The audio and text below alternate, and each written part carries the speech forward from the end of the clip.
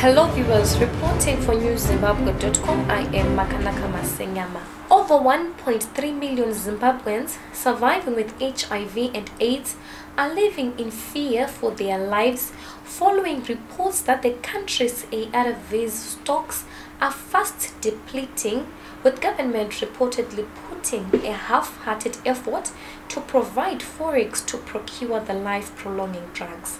At a meeting held in Harare this Thursday, people living with HIV and AIDS sent an SOS on government to prioritize the purchase of ARVs after the National AIDS Council last Friday announced that the shortage of the medication is imminent in the wake of government's failure to facilitate access to scarce foreign currency.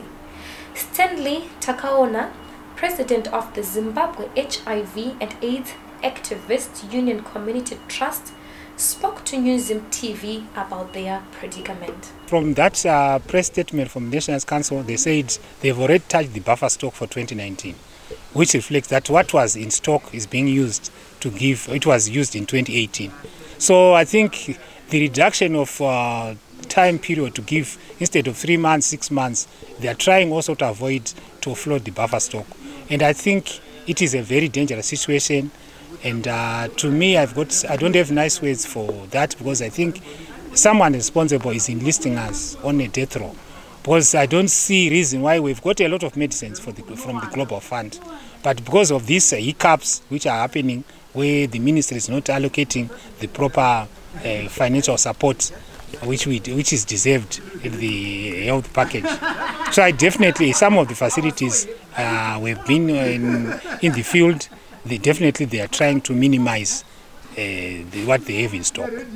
This comes after the National AIDS Council, NAC, has revealed having 20 million Zimbabwe dollars in its bank account, which it is failing to convert into US dollars to acquire ARVs. As a union of people living with HIV, they have also demanded to see Finance Minister Mthuli to state their case at a time when Zimbabweans are contributing towards the AIDS levy. From the look of things, our government is not so much committed in terms of managing HIV whilst looking at women and our children, especially the young girls. In most cases, it's much of tokenism, but in real life things are not the way they should be like. I'm saying so because if ever we are looking at issues affecting us, they are not given the best priority. And some of these things we actually discussed in this meeting that we've just ended, where we are looking at the availability of forex to procure medicines, especially ARVs, and looking at the percentage of women who are infected with HIV.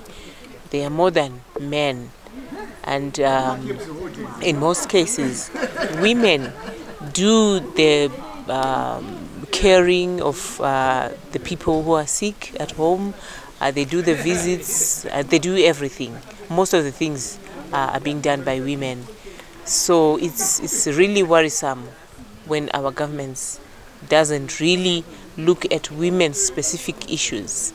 Zimbabwe's pharmaceutical sector, which relies largely on imports to meet local demand for medicine, has seen stocks dwindle in the past months. This has partially been caused by continued delays in obtaining foreign currency from the Reserve Bank of Zimbabwe to pay for external suppliers.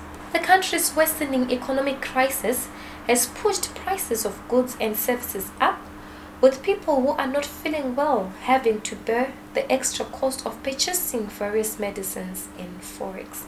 A prolonged strike by junior doctors in the country's public hospitals has compounded the situation. Reporting for newszimbabwe.com, I am Makanaka Masenyama.